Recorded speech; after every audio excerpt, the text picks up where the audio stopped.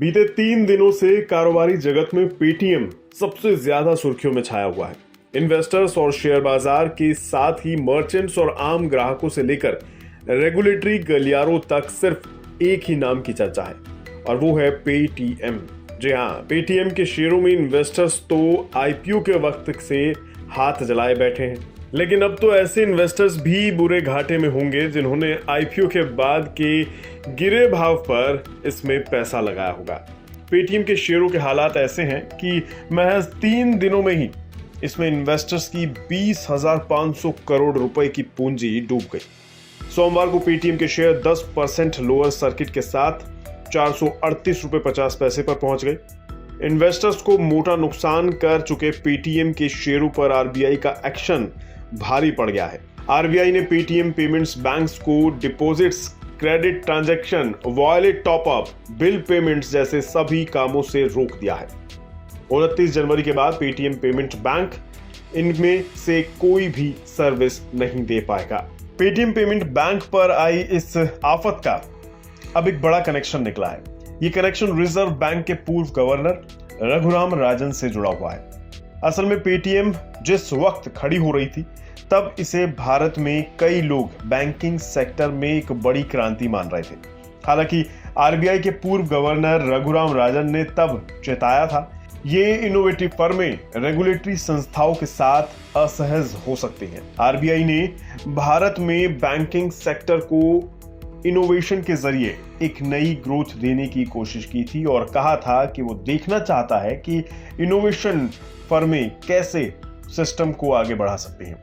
RBI ने अगस्त 2013 में अपने डिस्कशन पेपर में कहा था कि भारत को उच्च दर्जे की बैंकिंग सर्विसेज की जरूरत है और इसे बाद की एप्लीकेंट्स को लाइसेंस जारी किए गए हैं। पेटीएम के फाउंडर विजय शेखर शर्मा उन 11 आवेदकों में थे जिन्हें आरबीआई ने पेमेंट बैंक लगाने के लिए अगस्त 2015 में सैद्धांतिक मंजूरी दी थी। पेटीएम पेमेंट्स बैंक 197 कम्युनिकेशन की एक इकाई है जिसका पीपीबीएल में 49% स्टेक है। विजय शेखर शर्मा के पास इसमें 51% स्टेक है। अगस्त 2016 में रिजर्व बैंक के गवर्नर रघुराम राजन ने कहा था, हम पेमेंट्स बैंक पर एक दाव लगा रहे हैं। पेटीएम एक इनोवेटिव फर्म है और इनोवेटिव फर्में रेगुलेटर्स के साथ सहज नहीं होती, लेकिन हम ये देखना चाहते हैं कि ये कहां सिस्टम को आगे बढ़ा सकते हैं और इसलिए इन्हें बैंक लाइसेंस दिया गया है। रघुराम राजन सितंबर 2013 से सितंबर 2016 तक रिजर्व बैंक के गवर्नर रहे थे। तब राजन ने दावा किया था कि कई साल से हम कह रहे हैं कि देश में बैंकिंग क्रांति की जरूरत है। ये क्रांति आज आ गई है। यूपीआई लॉन्च करते हुए एक इवेंट में राजन ने कहा था, ना कहना सबसे आसान है। जब अनिश्चितता होती है तो ना कहना आसान होता है। बेहतर ये कहना होगा कि हमें देखना चाहिए, इंतजार करना चाहिए और ये देखना चाहिए कि रेगुलेशन किस तरह से बेहतर बन सकते हैं। तब एक फेसबुक पोस्ट में पेटीएम ने राजन के इन शब्दों के लिए शुक्रिया अदा किया था। इस पोस्ट में लिखा गया था, हम आरबीआई गवर्नर रघुराम राजन के शब्दों से अभिभूत हैं जो हमारे इनोवेशन पर भरोसा करते हैं।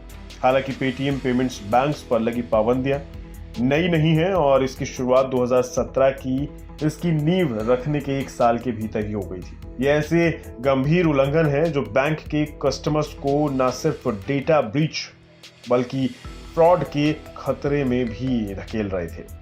रिपोर्ट से पता चलता है कि प्रमोटर्स की तरफ से ट्रांसपेरेंसी की कमी भी आरबीआई के एक्शन की एक बड़ी वजह है। माना जा रहा है कि कई मौकों पर कंपनी के प्रमोटरों ने झूठी कंप्लायंस रिपोर्ट भी सबमिट की है। पेटीएम पेमेंट्स बैंक्स को जनवरी 2017 को बैंकिंग लाइसेंस मिला था।